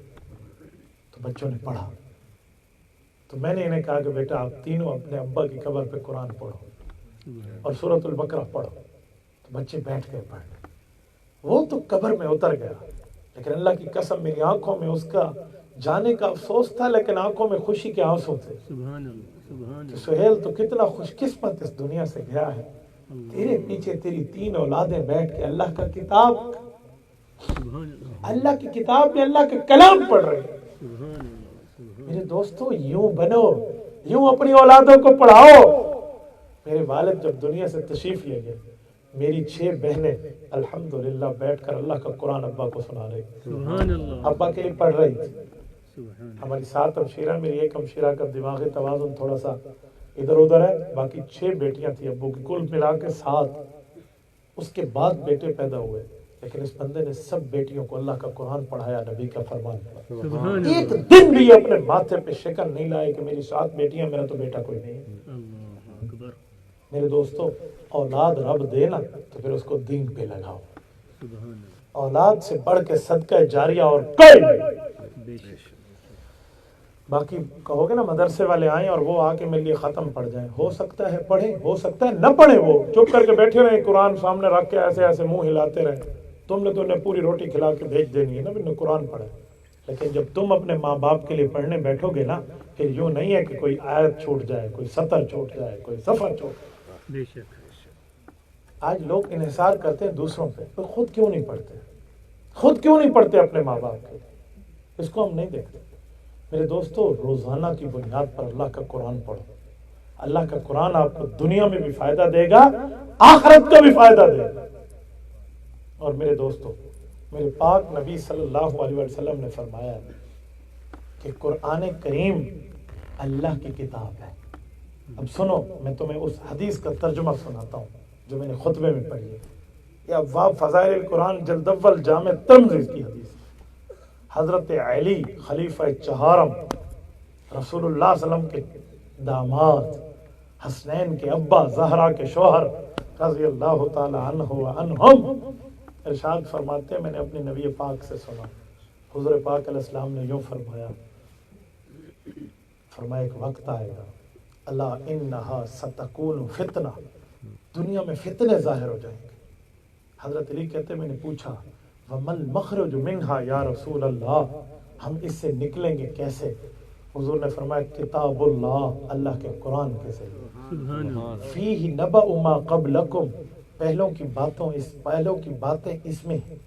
وخبر ما بعدکم، بعد والوں کے حالات اس میں ہیں. وحکم ما بینکم، تمہارے درمیان سارے اختلافات کے فیصلے اس قرآن میں ہیں. هو الفصل لیس بالہزل، یہ اللہ کا وہ تفصیل شدہ فیصلہ ہے جس میں کوئی ہچکچاہٹ نہیں ہے. من ترکہ من جبار قسمہ اللہ، جو اللہ کے قرآن کو تکبر کرتے ہوئے منہ پھیرے گا اللہ اسے توڑ کے رکھ دے گا. قسمہ اللہ. ومن ابتغى الہدى فی غیرہ اضلہ اللہ، قرآن کو چھوڑ کے کسی اور جگہ ہدایت تلاش کرو گے اللہ پاک کی طرف سے تم گمراہ ہو جاؤ گے. اضلہ اللہ وہو حبل اللہ المتین، یہ اللہ کی مضبوط رسی ہے. وہو الصراط المستقیم وہو الذکر الحکیم، یہ اللہ کی طرف سے ایک مضبوط اور حکمت والی یاد دہانی ہے. وہو الصراط المستقیم، یہ قرآن اللہ کا سیدھا راستہ ہے. هو الذی لا تزیغ بہ الاہواء، یہ خواہش نفسانی چل سکتی ہے یا حکم قرآنی چل سکتا ہے. یعنی اللہ کا قرآن چلے گا، شیطان ساتھ نہیں چلے گا. ولا تلتبس بہ الالسنہ، زندگیاں گزر جائیں گی، زبانیں قرآن پڑھتی رہیں گی، کبھی قرآن پڑھنے سے تھک نہیں جائے. سبحان اللہ ولا تلتبس بہ الالسنہ ولا یشبع منہ العلماء، علماء اس کے دلائل بیان کریں گے، کبھی وہ سیر نہیں ہوں گے اس سے کہ اب بس ہو گئے. ولا یشبع منہ العلماء ولا یخلق عن کثرت الرد، قرآن بار بار پڑھنے اور سننے سے کبھی پرانا نہیں ہوگا. ولا یخلق عن کثرت الرد، کپڑے پہنتے ہیں نا تو کہا جاتا ہے تبلی و یخلق اللہ، اللہ تیری جان پہ پرانا کر دے، دعا ہوتی ہے. تو فرمایا ولا یخلق عن کثرت الرد، بار بار قرآن پڑھیں گے اور سنیں گے، ہر دفعہ مزہ نیا ہوگا، کبھی قرآن کا ذائقہ پرانا نہیں ہوگا. سبحان اللہ سبحان اللہ. ولا ينقضي عجائبه، اور کبھی قرآن پاک کی عجیب استدلال کبھی ختم نہیں ہوتی. سبحان اللہ. هو الذی، یہ وہ قرآن ہے، اذ سمعته الجن حتی قالوا، جب جنات نے حضور پاک کو نماز میں پڑھتے سنا تھا تو جن ایک دوسرے کو بلا کے کہنے لگے، سبحان اللہ. کانوں سے حضور پاک کی بات سنی جو حضور قرآن پڑھ رہے تھے، حتی قالوا، فرمانے لگے جنات، انا سمعنا قرآنا عجبا، ہم نے عجیب کلام سنا، یہدی بہ الی الرشد، جو ہمیں ہدایت کا راستہ دکھاتا ہے، فآمنا بہ، ہم جنات بھی قرآن پر ایمان لائے. سبحان اللہ. فرمائے جنات ایمان لا رہے ہیں، تم تو انسان ہو. من قال بہ صدق، فرمائے جو قرآن کے مطابق بات کرے گا سچ کہلائے گا. ومن عمل بہ اجر، جو قرآن پہ عمل کرے گا اس کو اجر ملے گا. ومن حکم بہ عدل، جو قرآن کے مطابق فیصلہ کرے گا عادل کہلائے گا. ومن دعا الیہ ہدی الی صراط مستقیم، جو قرآنی دعوت کو لے کر اٹھے گا اللہ اسے صراط مستقیم پر مضبوط کر دے. سبحان اللہ. سبحان اللہ. یہ ہے اللہ کے قرآن. یقین مانیے یہ حدیث ایک رکوع کی اپنے اندر پوری تشریح رکھتی ہے، الحمدللہ. پوری تفصیل رکھتی ہے، لیکن میں نے آپ کے سامنے صرف ترجمے پہ اکتفا کیا ہے. یہ بات سمجھانے، سنانے، بتلانے کے لیے کہ لوگوں اللہ کی کتاب کے ساتھ خود بھی جڑ جاؤ، اپنی اولاد کو بھی جوڑ کے رکھ دو. یہ راستہ جنت جاتا ہے جو چاہے ان کے ساتھ چلے. سبحان اللہ. کراچی جانے والی گاڑی پہ بیٹھ کے تم کبھی لاہور نہیں کراچی ہی پہنچو گے، بے شک. کبھی پشاور نہیں کراچی ہی پہنچو گے. جہاں کی گاڑی وہاں تمہیں لے جائے گی. قرآن اللہ کی کتاب ہے، یہ جنت کے راستے کی رہنمائی کرتا ہے، تمہیں جنت لے جائے گا. حدیث پاک میں ہے، فرمایا جو سورۃ الملک، تبارک الذی بیدہ الملک وہو علی کل شیء قدیر الذی خلق الموت والحیاۃ لیبلوکم ایکم احسن عملا. یہ 30 آیات پر مشتمل سورت. فرمایا جو عشاء کے بعد پڑھتا ہے سونے سے پہلے روزانہ کی بنیاد پر، جب یہ قبر میں جائے گا اس کے عذاب کے لیے اگر فرشتے آ گئے تو اللہ کا قرآن اس کی حفاظت کرے گا. سبحان اللہ. سبحان میرے دوستو، جس کا محافظ اللہ کا قرآن ہو، فرمان رسول اللہ کا ہو، تو میرے اللہ کا وعدہ ہے اس کو نجات دے دی جائے گی. مرنے کے بعد قبر اکیلی آنی ہے، ہم یوں اکٹھے نہیں بیٹھے ہوں گے. ہماری زبان میں کہتے ہیں کل ہی قبر آنی ہے، اکیلی قبر آنی ہے. وہاں آپ کے اور میرے ساتھ ہمارے اعمال جائیں گے، ہمارا مال نہیں جائے گا، اعمال جائیں گے. تو خدا کے لیے اپنی اولادوں کو بھی پڑھاؤ، اپنی بچیوں کو بھی پڑھاؤ، اپنے بچوں کو بھی پڑھاؤ. ایک بچی کا قرآن پڑھ جانا پورے خاندان کا پڑھ جانا ہے. میری اماں حضرت عبداللہ بہلوی رحمہ اللہ جیسے شیخ طریقت سے بیت تھے. میرے نانا جان حضرت بہلوی رحمۃ اللہ علیہ کی مجاز تھے، خلیفہ مجاز بیت. ہماری اماں جان سیدہ عورت، ہاشمیہ سیدہ، امام زین العابدین کی 39ویں پیڑھی میں آ کر پوتی بنتی ہیں. الحمدللہ. اور ہمارے ابا جان حضرت ابوبکر صدیق کی 40 پیڑھی میں پوتے ہیں. سنیں، جب ماں اور باپ پڑھے ہوئے ہو نا اللہ کا قرآن، جب میں رات کو سوتا تھا نا تو میری اماں نے کبھی مجھے ایران توران کے قصے نہیں سنائے. جیسے ہم بچوں کو سلانے کے لیے کہتے ہیں سو جا ہاؤ آئے گا، آج تک مجھے نہیں پتا ہاؤ کسے کہتے ہیں. اگر آپ کو پتہ ہے آپ مجھے بتا دیں. میں نے مدینہ طیبہ سے گھڑی لی ہے، میں تحفہ دوں گا. ہاؤ کسے کہتے ہیں؟ ہاؤ ہاؤ ہوتا ہے اور کچھ بھی نہیں، نہ آگے پتہ نہ پیچھے. ہم وہ جھوٹے لوگ ہیں، ہم اپنے بچوں کو بھی جھوٹ بول کے سلاتے ہیں. جب بچے کو جھوٹ بول کے سلائیں گے تو وہ ہمارے سامنے اٹھ کے سچ بولے گا. وہی آیا کھڑا ہاؤ ہی آیا، دسو ہاؤ کی ہو جائے. مینوں تے اج تک نہیں پتہ چلا، تانوں پتہ تے مینوں دسو، اللہ تہاڈا بھلا کرے. میری اماں نے مجھے کبھی یہ نہیں فرمایا کہ بیٹا سو جا ہاؤ آ جائے گا. امی جی فرماتی تھی. اب میں تمہیں موسیٰ علیہ السلام اور فرعون والا قصہ سناؤں. میں قصہ سنتا، ابراہیم علیہ السلام اور نمرود کا واقعہ سناؤں. اور کبھی فرماتی اب میں تمہیں آدم علیہ السلام اور شیطان کا قصہ سناؤں، رسول الپاک صلی اللہ علیہ وسلم اور ابو جہل کا واقعہ سناؤں. یہ ساری قرآن کی آیات کی تفسیر، تشریح، اس کے ترجمے یہ میں روزانہ کی بنیاد پہ سنتا تھا. سبحان اللہ. اب جب میں قرآن کریم پڑھنے کے لیے بیٹھا تھا نا، اور جب میں پڑھ رہا تھا تفسیر، اور یہ واقعہ سامنے آتا تو اماں کی بات یاد آ جاتی. سبحان اللہ یقین مانیے مجھے ان واقعات پہ پھر محنت نہیں کرنی پڑی کہ میں ان کو دہراؤں، یاد کروں، میں نے امتحان دینا ہے، نہیں، وہ بچپن سے دماغ میں فیڈ ہو چکے۔ جب آپ اپنی بچی کو پڑھائیں گے نا، وہ آپ کے لیے آگے نسلوں کی استاذ بن جائے گی بے شک میرے دوستو۔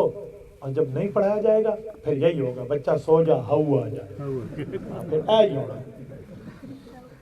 میرے دوستو، اس بنیاد پہ کہتا ہوں، آخر میں ایک جملہ آپ کی خدمت میں کہتا ہوں، اگر ہم چاہتے ہیں ہم کل قیامت میں رسول اللہ صلی اللہ علیہ وسلم کے قدردانوں میں اٹھے، تو آج فیصلہ کر لو، خود بھی قرآن پڑھیں گے اور حضور پاک علیہ السلام کا قرآن اپنی اولاد کو بھی پڑھائیں گے، وعدہ کر۔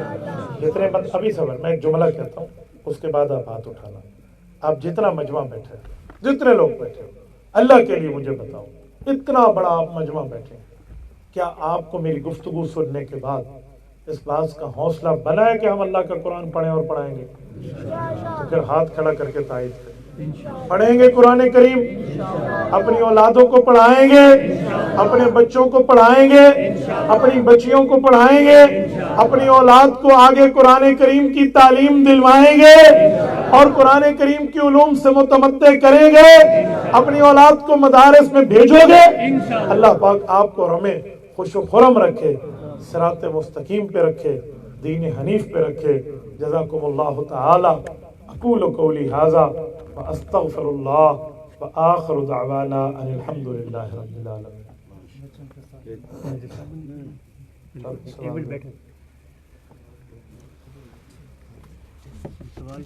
بھائی آپ کے سوال ہے تو میں سوال کے جواب آپ کی خدمت میں حل کرنے لگا ہوں، جو ہے مجھے دے دیں، سب دے دیں، جتنی پرچیاں سب دے دیں اکٹھے۔ اور نہیں کرتے ہاں، جس کی یہ پرچی بھجوائے دیں آسانی سے آ جائے ہے بھائی رضوان، دے دیں۔ چلو جل سے تو بٹا تو دونوں سوال جواب کا سیشن لگ جائے۔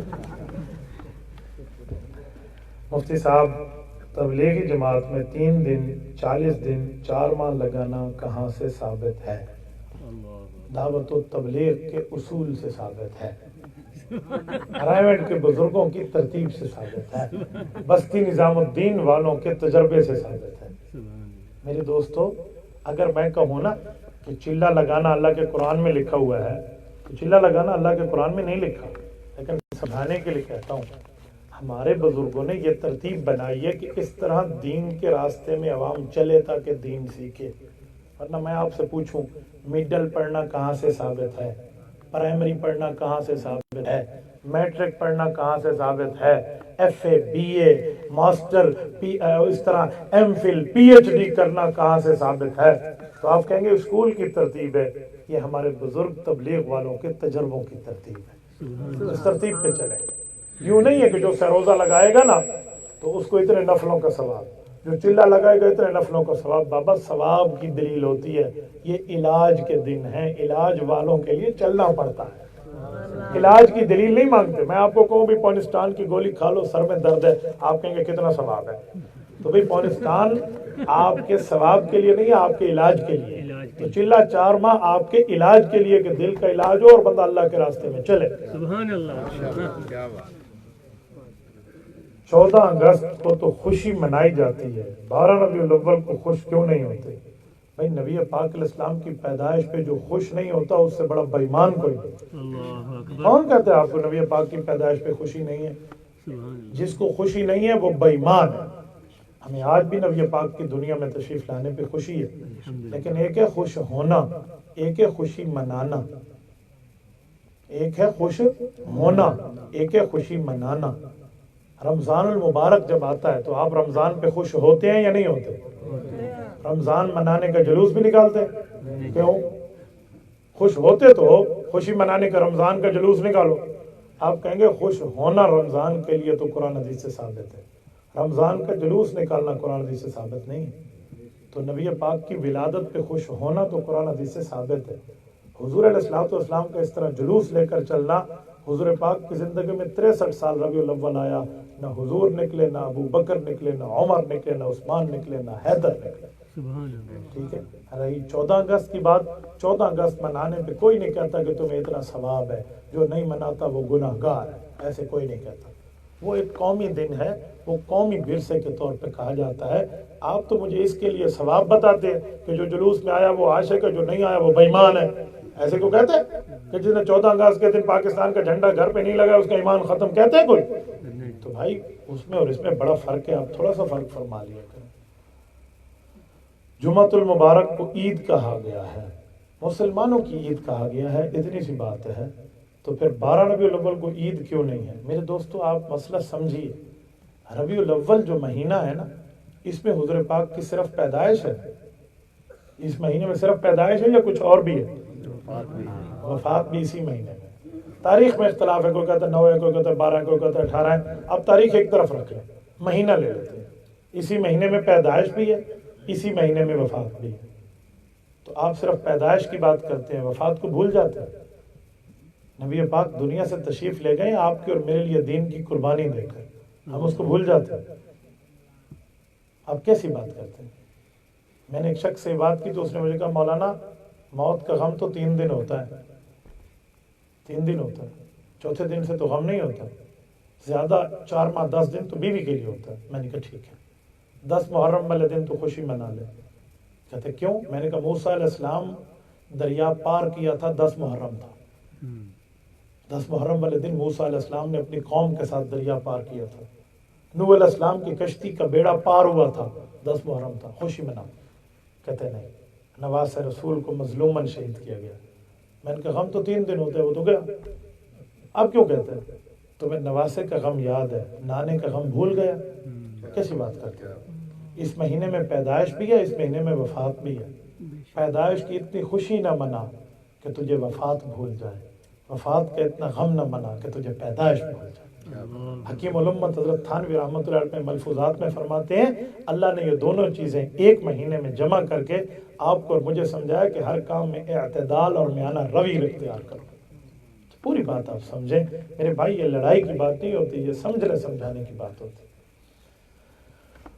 کچھ لوگ کہتے ہیں کہ ہمارے امام صاحب جلدی جلدی سلام پھیر دیتے ہیں، ابھی ہم نے دعا بھی نہیں پڑھی ہوتی، تو کیا اس حالت میں ہماری نماز ہو جاتی ہے؟ جی ہاں، آپ کی نماز ہو جاتی ہے۔ امام صاحب جلدی سلام پھیرتے ہیں کا کیا مطلب؟ وہ اتحیات نہیں پڑھتے، درود شریف نہیں پڑھتے، دعا نہیں پڑھتے؟ وہ پڑھ جاتے ہوں گے، ٹھیک ہے، ان کے روز کا کام ہے، آپ کبھی کبھی پڑھتے ہوں گے تو آہستہ آہستہ پڑھتے ہوں گے، آپ بھی روز پڑھنا شروع کر دیں تو آپ کی زبان بھی رواں ہو جائے گی۔ وہ کہتے ہیں ایک بندہ نایا اسلام لایا، وہ بہت آہستہ آہستہ نماز پڑھ رہا تھا، اور ایک ہمارا بھائی مسلمان تھا جلدی جلدی نماز پڑھ رہا تھا، تو اس نئے مسلمان نے پرانے مسلمان سے پوچھا کہ بھائی تو اتنا جلدی نماز پڑھ لیتے ہے؟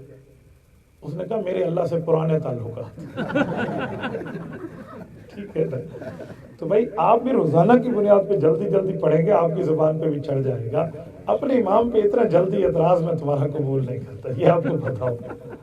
امام امام ہوتا ہے، امام سے آ کر سیکھ لو بھی، سانو بھی طریقہ 10 کہ اسی بھی جلدی پڑھ لئیے، تو آپ پوچھ لیں گے تو وہ آپ کو سمجھا دے گا۔ مولانا آج آپ نے قائد محترم قائد اعظم کی ٹوپی پہنی ہے، اس میں کیا حکمت ہے؟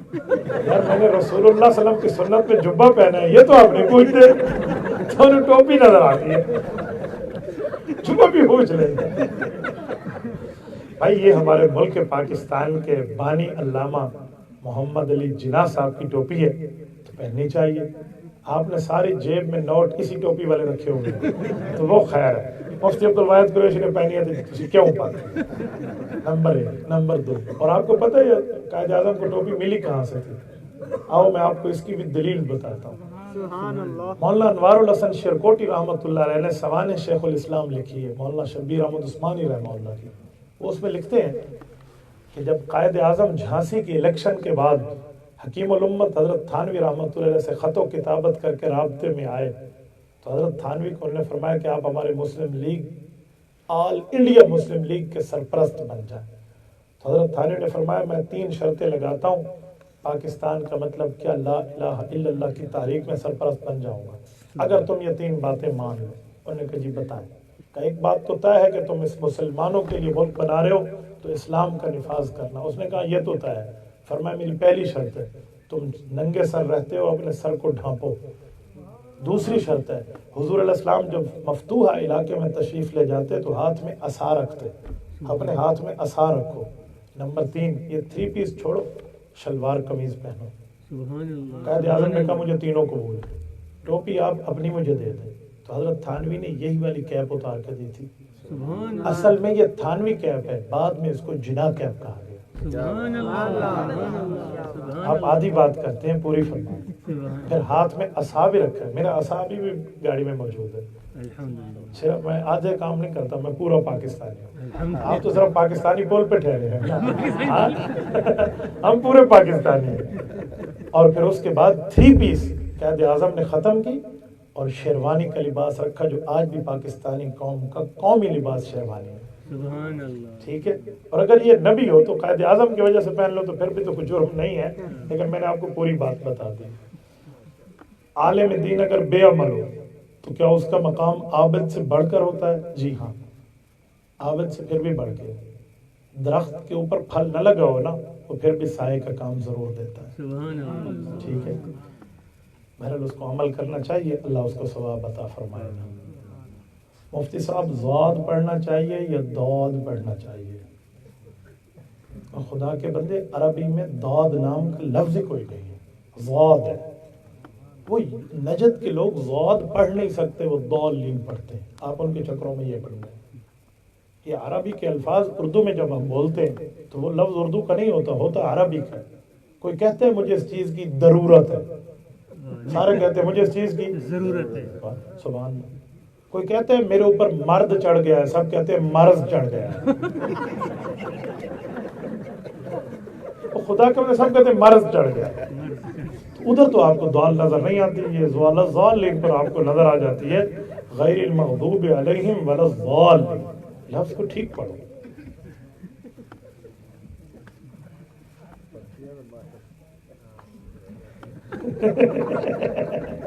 میں نے آپ کی بات سن لی ہے، ایک دفعہ پھر کہیں پرچیاں تو مولوی ماہر ہے، تسی لکھن دے ماہروں میں جواب تو ماہر نہیں ہے. حضرت مولانا فضل الرحمان صاحب کے بارے میں کہا جاتا ہے کہ اگر وہ اپنی علیحدہ سیاسی جماعت بنا لیں، باقی جماعتوں سے نہ ملیں تو ٹھیک ہے. بھائی سوال یہ ہے کہ جب گاڑی خراب ہو جائے تو سارے سواریاں مل کے دھکا لگاتے ہیں یا نہیں لگاتے؟ تو مولانا فضل الرحمان کو یہ ترتیب بہت اچھے طریقے سے آتی ہے کہ جب ملک کی معیشت کی گاڑی کا بٹھا بیٹھ جائے تو سب کو ملا کے معیشت کو اٹھا دو. ٹھیک ہے. اور وہ بھی اپنی ضرورت کی بنیاد اور دینی شرط کی بنیاد پہ کرتے ہیں. اس دفعہ بھی اگر اتحاد رہا ہے تو سود کے خاتمے کا بل بھی پاس کروایا انہوں نے. سود کے حمایت میں جو اپیلیں اسٹیٹ بینک اور نیشنل بینک میں ڈالی تھی، شہباز شریف کو کہہ کے واپس کروائی. اور یہ قادیانیوں کے حق میں جو بل آیا، آخری دن بھی مولانا نے اس کو رکوایا. یہ دین پہ پہرا دینے کے لیے وہ بیٹھے ہیں، اس کو آپ سے زیادہ پتہ ہے. وہ لاکھوں علماء کا قائد ہے. مفتی صاحب ہماری مسجد میں اسی گاؤں کے ایک حافظ صاحب آئے، پتہ نہیں کیڑے گاؤں دے. امام صاحب موجود نہیں تھے، انہوں نے جماعت کرا دی. بعض لوگوں نے سوال اٹھایا، کبھی نماز نہیں پڑھی، جماعت کرا دی، ہماری نماز نہیں ہوئی. پتہ نہیں یہ کوئی آگے پیچھے بات ہے، کچھ سمجھ نہیں آیا. ہاں کوئی سوال سمجھ نہیں آیا. یعنی امام نہیں تھا، کوئی مقتدی گاؤں سے آ کے نماز پڑھا دے. اگر امام نہیں تھا تو اس کو قرآن ٹھیک آتا ہے، اس کا عقیدہ بھی ٹھیک ہے، تو نماز ہو گئی. اور اگر اس کو کچھ نہیں آتا جاتا، وہ حافظ بھی نہیں ہے، اللہ حافظ ہے قرآن سے، تو پھر آپ اپنا حساب دیکھ لیں، دوبارہ پڑھ لیں اگر ایسا کوئی چکر ہے تو. مفتی صاحب پاک قطر تکافل کے بارے میں آپ کیا کہتے ہیں؟ بابا میں تو اس سے پرہیز کرتا ہوں، باقی آپ خود اپنی ترتیب آپ دیکھیں. یہ ہمارے بھائی رضوان صاحب کی پرچی ہے. فرماتے ہیں السلام علیکم حضرت، آج آپ سے کوئی سوال کچھ بھی نہیں ہے، بس اتنا کہ اللہ کے لیے آپ سے محبت ہے. اللہ آپ کی دینی محنت کو قبول فرمائے. میرے لیے دعا فرمائیں کہ اللہ مجھ سے اسی طرح سوشل میڈیا کے ذریعے دین کا کام لیتا رہے. اللہ تعالیٰ آپ سے اور ہم سے راضی ہو جائے. رضوان احمد، دعوت التبلیغ گروپ، قلعہ سوندا سنگھ، حجرہ شاہ مقیم، ضلع اکھاڑا بھی ہے نا. اللہ ان کو جزائے خیر عطا فرمائے. ان کے کلپ ماشاءاللہ بہت اچھے چلتے ہیں. بڑے مزے کی بات یہ ہے کہ مرد حضرات میں بھی اور خواتین میں بھی سب میں ماشاءاللہ چلتے ہیں. اللہ ان کو جزائے خیر عطا فرمائے. مولانا سینے پہ ہاتھ رکھ کر نماز پڑھنے کی دلیل ہے؟ جی ہاں، عورتیں سینے پہ ہاتھ رکھ کے نماز پڑھتی ہیں. اگر آپ نے نماز بیبے جی سے سیکھی ہے تو آپ اسی طرح پڑھ لیں، اور بابا جی سے سیکھی ہے تو سیدھی طرح پڑھ لیں. بندے تسی میرے کو اور کی پوچھنا. مفتی صاحب نماز میں ہاتھ کہاں باندھیں وضاحت فرما دیں. ہاں یہ پرچی ٹھیک ہے. سنن نبی داود کتاب الصلاۃ حضرت علی المرتضی رضی اللہ عنہ کی حدیث ہے. وہ فرماتے ہیں ان من السنہ وضع الکف علی الکف فی الصلاۃ تحت السرہ. فرمایا نبی پاک صلی اللہ علیہ وسلم کی سنت یہ ہے دائیں ہاتھ کو بائیں ہاتھ پہ رکھو اور ناف کے نیچے رکھو. سنن نبی داود کی حدیث پاک ہے, آپ اس کے اوپر عمل فرمائیں. اور سب کچھ لوگ کہتے ہیں فقہ کو ماننا گمراہی ہے. پہلے تو فقہ کیا ہے یہ سمجھو. علیحدہ مسئلہ ہو تو قرآن کا مسئلہ, علیحدہ مسئلہ ہو تو حدیث کا مسئلہ, دونوں کو ملا لیں تو فقہ کا مسئلہ. دیکھو الگ دودھ پینا بھی جائز ہے, الگ چینی کھانا بھی جائز ہے, پتی کا استعمال الگ کیسے کرو گے, تینوں کو ملا لو تو چائے پینا بھی جائز ہے. تو جیسے چائے دودھ اور پتی کے ملاپ سے بنی ہے, ایسے فقہ اسلامی قرآن اور حدیث کے ملاپ سے بنی. فقہ کو ماننے سے گمراہی نہیں ہے, بلکہ قرآن کریم نے یفقہ فی الدین سورت نمبر 9 سورت توبہ میں بات کر کے آپ کو اور مجھے دین کی فقہ پڑھنے کی ترغیب دی ہے. صحیح بخاری شریف میں حضرت معاویہ رضی اللہ تعالیٰ عنہ سے حضرت امام بخاری نے حدیث ذکر فرمائی ہے کہ اللہ کے رسول فرماتے ہیں من یرید اللہ بہ خیرا یفقہہ فی الدین. اللہ پاک جس سے خیر کا ارادہ فرماتا ہے اس سے فقہ کا کام لے لیتا ہے. ٹھیک ہے, تو اس لیے فقہ کوئی بری نہیں ہے. مفتی صاحب فجر کی نماز کی سنتیں رہ جائیں تو کب پڑھیں؟ فجر کی نماز کی سنتیں رہ جائیں تو بعد ما تطلع الشمس, حدیث پاک میں جب سورج طلوع ہو جائے یعنی اشراق کا وقت ہو آپ تب پڑھیں. سلام کے فوراً بعد آپ سنتوں کی قضا نہیں کر سکتے. مفتی صاحب ہمیں ڈاکٹر ذاکر نائک کا پس منظر بتائیں, اس کے علم و عمل کے بارے میں بتائیں. بھائی وہ ڈاکٹر بھی ہے, وہ ذاکر بھی ہے, وہ نائک بھی ہے. ٹھیک ہے, وہ عالم نہیں ہے, اس لیے علم کا مسئلہ ان سے نہ پوچھیں نہ ان کا مسئلہ مانیں. وہ ہندوؤں کے خلاف, سکھوں کے خلاف, عیسائیوں کے خلاف, یہودیوں کے خلاف مناظر ہے. وید, رگ وید, گرنتھ, پوتھی یہ اس کو آتی ہے. تو ہندوؤں, یہودیوں, سکھوں کے بارے میں کوئی بات آپ کو معلوم کرنی ہو تو آپ اس سے کر سکتے ہیں. دین کا مسئلہ آپ علماء سے پوچھیں گے. مفتی صاحب حضرت مولانا فضل الرحمان سیاست میں رہتے ہوئے دینی خدمات ان کی کیا ہے؟ السائل احسن راحیل حنفی دیوبند. آج کے ہمارے میزبان بھائی مولانا فضل الرحمان اور جمعیت علماء اسلام کی دینی خدمت یہ ہے کہ پاکستان میں آج قادیانیوں کو کافر اقلیت قرار دلوا کر ختم نبوت کا قانون بنوایا ہے تو جمعیت علماء اسلام نے بنوایا. مولانا فضل الرحمان کے بابا جی حضرت مولانا مفتی محمود رحمہ اللہ نے بنوایا. اور اس کے بعد آپ اور ہم جو جاتے ہیں شناختی کارڈ نادرا کے دفتر میں بنوانے کے لیے, نادرا کے دفتر میں جو شناختی کارڈ بنتا ہے تو ہم سے پوچھا جاتا ہے what is the your religion, آپ کا مذہب کیا ہے. قادیانی ہو یا مسلمان ہو, ہندو ہو یا عیسائی ہو, یہ خانہ مولانا فضل الرحمان نے درج کروایا ہے تاکہ پتہ چلے کہ قادیانی ملک میں بہت کم ہیں, ان سے ڈر کے تم ووٹ میں 2 نمبر نہ کرو. اگر آپ کو مولانا فضل الرحمان کی دینی خدمات پوچھنی ہو تو اس وقت پورے پاکستان کے مدرسے کوئی 35,000 سے زائد مدرسے وفاق المدارس کے ساتھ ہیں. وہاں سے 1 لاکھ قرآن کریم کا حافظ ہر سال نکل رہا ہے. یہ مولانا فضل الرحمان کی مرہون منت بچے ہوئے ہیں. ورنہ پچھلی جو تباہی گورنمنٹ تھی نا, اس نے کسر نہیں چھوڑی تھی مولویوں کے مدرسے کو رگڑنے میں. اگر یہ شیر کا بچہ پٹھان کا بیٹا نہ ہوتا نا تو پھر ہم دیکھتے کہ مدرسوں میں ہماری حالت کیا ہے. آج ہم دنیا میں جو بیٹھے ہوئے دین کا کام کر رہے ہیں ہمیں سمجھ آ جاتا ہے. دیکھو جہاں علماء کی سیاست ہے اس ملک میں تبلیغ کا کام کا کھلے عام اجازت ہے. سبحان اللہ. ورنہ آپ سعودیہ میں مجھے فضائل اعمال کا 1 صفحہ پڑھ کے دکھائیں. جہاں علماء کی اجازت نہیں ہے نا سیاست کی, وہاں کر بھی کوئی کچھ نہیں سکتا. تو حضرت مولانا کو اللہ تعالیٰ نے بڑا رتبہ عطا فرمایا, لاکھوں علماء کے وہ قائد ہیں. مولانا فضل الرحمان اب مہنگائی کے خلاف ملین مارچ کیوں نہیں کرتے؟ بہت اچھا سوال آپ نے کیا ہے, میں آپ کو اس کا جواب سمجھا دوں. مہنگائی مارچ مولانا فضل الرحمان نے اس وقت کیا تھا جب عمران خان کی گورنمنٹ IMF سے قرضہ لے رہی تھی. 72 سالوں میں ملک پہ قرضہ تھا 27,000 ارب روپیہ, اور عمران خان کی گورنمنٹ نے ملک پہ قرضہ مانگا 3 سالوں میں 25,000 ارب روپیہ. جو 72 سالوں کے سے حساب سے بھی پتہ نہیں کیا سے کیا بن جاتا ہے. تو مولانا نے مہنگائی مارچ کیا، کراچی سے لے کر اسلام آباد تک گئے کہ لوگوں میرا ساتھ دو، اگر یہ سارا قرضہ لے کے کھا گیا نا، تمہارا پیٹرول، ڈیزل، تمہارے معدنیات، مٹی کے تیل، آٹا، چینی، بجلی، گیس مہنگے ہو جائیں گے، قوت خرید سے تمہارا معاملہ باہر ہو جائے گا، میرے ساتھ چلو. تو ہمیں سارے اس وقت لوگ کیا کہتے تھے، 500 روپے لیٹر بھی ہو جائے ہم خان کے ساتھ. تو میں کہتا ہوں حالے تو 150 راند ہے، ابھی تو 350 ہو گیا، ٹھیک ہے، ابھی تو 150 رہتا ہے. تو وہ جب تک قرضہ نہیں اترے گا، یہ مہنگائی کا جن ہمارے اوپر مسلط رہے گا. مہنگائی کا جن کسی سے بوتل میں قابو نہیں ہوتا. حضرت مولانا دامت برکاتہم اس دن راولپنڈی میں فرما رہے تھے کہ تبھی تو میں کہتا ہوں کہ ملک کو یہ لوگ دلدل میں دھکیل گئے ہیں. کہتے ہیں دلدل کا مطلب ہوتا ہے جتنا اس سے نکلو نتیجتاً اتنا بندہ اندر جاتا ہے. تو انہیں معیشت کا بٹھا بٹھا دیا ہے کہ کسی سے معیشت اٹھ بھی نہیں رہی. تو دعا مانگو اللہ تعالیٰ سے، اللہ تعالیٰ ہمارے ملک کے اوپر رحمت اور کرم فرمائے. مفتی صاحب، مسجد میں میت کو رکھیں، جنازہ پڑھیں، کیسا ہے؟ حضور علیہ الصلوۃ والسلام نے میت کو مسجد میں رکھ کے جنازہ کبھی نہیں پڑھا. میت کو عیدگاہ میں رکھیں، جنازہ گاہ میں رکھیں. حضور علیہ السلام ایسے رکھتے تھے. ہاں کوئی مجبوری ہو، بارش ہو رہی ہے، جنازہ گاہ میں ہے ہی کچھ نہیں، یا کوئی وجہ ہے، پھر مجبوری میں ہو سکتا ہے، ورنہ نہیں. طریقہ وہی ہے جو حضور والا اختیار کرے. مولانا جو صحابہ اور اہل بیت کو غلط کہتا ہے، اس کے ساتھ خرید و فروخت کرنا، زمین ٹھیکے پہ لینا، سلام کلام کرنا کیسا ہے؟